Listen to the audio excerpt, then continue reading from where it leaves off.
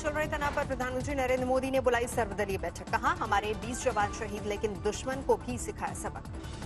प्रधानमंत्री मोदी ने चीन को दिया सख्त संदेश। बोले, हमारी 1 इंच जमीन पर कोई आंख नहीं उठा सकता। आज हमारे पास ये कैपेबिलिटी है कि कोई भी हमारी 1 इंच जमीन की तरफ आंख उठाकर भी नहीं देख सकता। प्रधानमंत्री मोदी ने कहा, किसी के कब्जे में नहीं है हमारी कोई भी पोस्ट। देश की रक्षा में कोई कसर नहीं छोड़ रही सेना। प्रधानमंत्री मोदी बोले, लद्दाख में शहीद हुए सैनिकों के परिवार को देश कर रहा है नमन। सीमा पर चट्टान की तरह खड़े हैं जवान। प्रधानमंत्री ने कहा, चीन ने एलएसी पर जो किया उससे आहत हुए हैं। सेना को उचित कदम उठाने की दी गई है छूट। सेना को अपने स्तर पर उचित कदम उठाने की छूट दी है। वहीं दूसरी तरफ डिप्लोमेटिक माध्यमों से भी चीन को अपनी बात दो टूक स्पष्ट कर दी है। सर्वदलीय बैठक में रक्षा मंत्री ने नेताओं को दी गलवान झड़प की जानकारी। कहा, सीमा पर पूरी तरह तैयार है हमारी सेना। सर्वदलीय बैठक में सोनिया गांधी ने सरकार से पूछे 7 सवाल। कहा, लद्दाख में हमारी जमीन पर चीनी फौज ने कब की घुसपैठ। सर्वदलीय बैठक में शरद पवार ने उठाया जवानों के पास हथियार का मुद्दा। कहा, हमें अंतर्राष्ट्रीय समझौते का करना चाहिए सम्मान। सर्वदलीय बैठक में ज्यादातर पार्टियों ने जताया सरकार का साथ। बीजेडी और पूर्वोत्तर की पार्टियों ने कांग्रेस को बेवजह सियासत करने को लेकर घेरा। ऑल पार्टी मीटिंग में ममता बनर्जी ने किया चीन के मसले पर सरकार का साथ देने का ऐलान। कहा, विपक्ष को पूरी जानकारी देनी चाहिए। बीएसपी सुप्रीमो ने किया सरकार के कदमों का समर्थन। आर्थिक मोर्चे पर भी चीन पर दबाव बनाने की सलाह। चीन से तनातनी के बीच लद्दाख के सरहदी इलाकों में भारतीय वायुसेना की हलचल तेज। फाइटर प्लेन और हेलीकॉप्टर्स ने भरी उड़ान। सरहद पर तनाव के बीच लद्दाख दौरे पर पहुंचे एयर चीफ मार्शल। कल सेना प्रमुख और सीडीएस बिपिन रावत के साथ बैठक के बाद किया सरहद का रुख।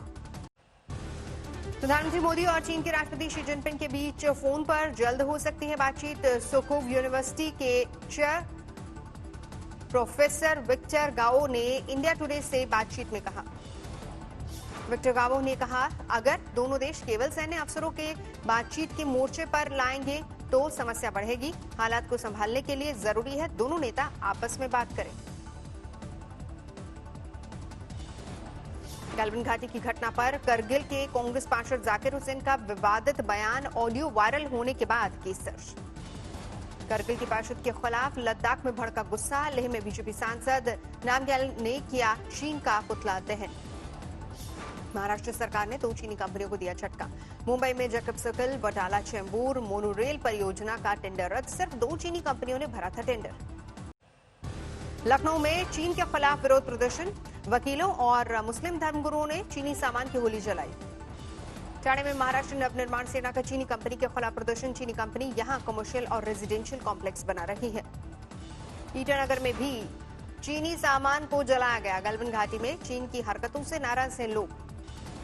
ग्वालियर में चीनी कंपनियों के इको ग्रीन के खिलाफ लोगों का मौन प्रदर्शन। लोगों ने चीनी कंपनियों का टेंडर रद्द कर भारतीय कंपनी को देने की मांग की। रीवा के फरेंदा गांव में शहीद दीपक सिंह को दी गई अंतिम विदाई। मुख्यमंत्री शिवराज सिंह चौहान ने अर्थी को दिया कंधा।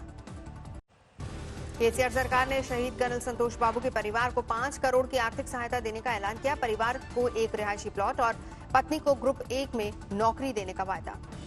समस्तीपुर के सुल्तानपुर गंगा घाट पर शहीद अमन कुमार का अंतिम संस्कार। सैकड़ों लोगों ने नम आंखों से दी विदाई।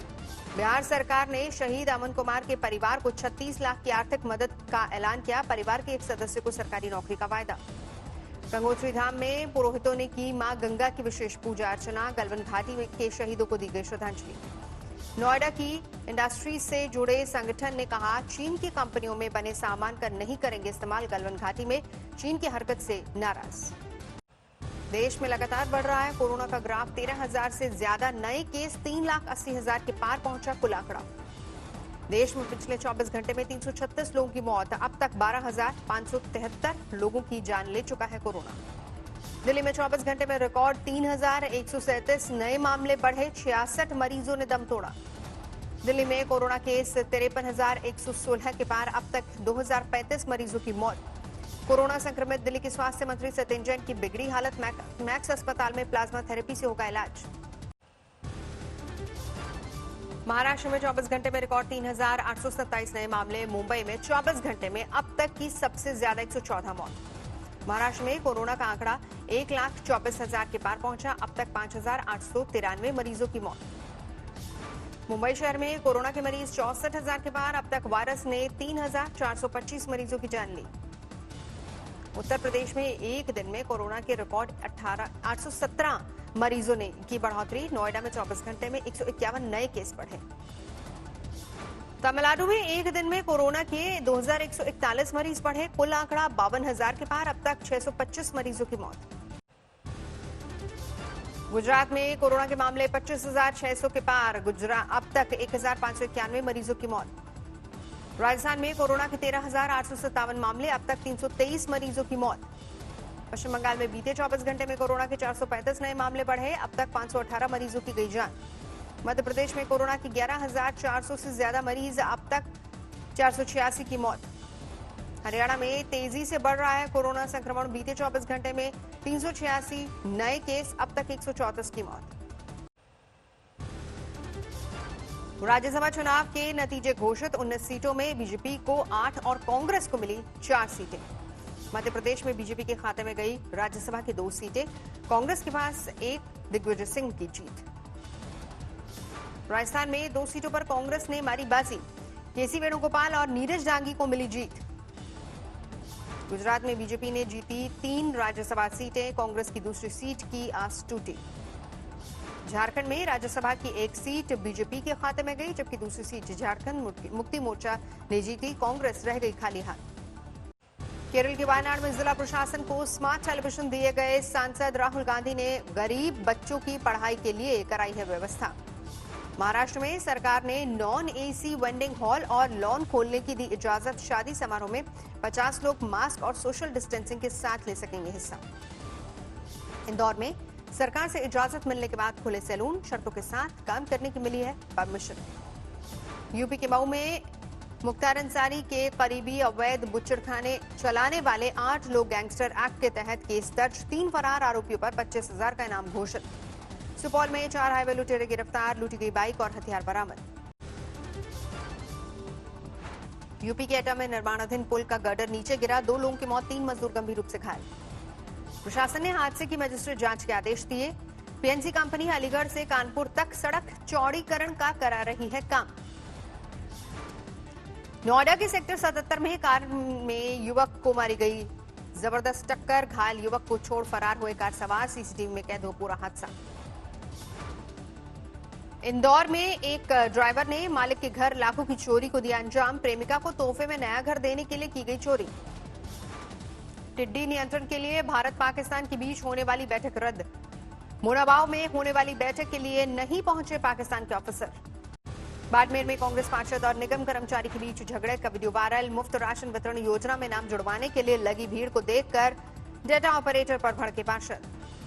झालावाड़ में 15 लाख कैश से भरा बैग लेकर नाबालिग फरार, सीसीटीवी में रिकॉर्ड पूरी वारदात। गुरुग्राम में मंदिर दर्शन से पहले नहाने गए शख्स की तालाब में डूबने से मौत, गोताखोरों ने शव बाहर निकाला। बेगूसराय में दबंग ने नाबालिग लड़की का किया अपहरण, मुकदमा करने पर लड़की के पिता को बेरहमी से कर दी हत्या।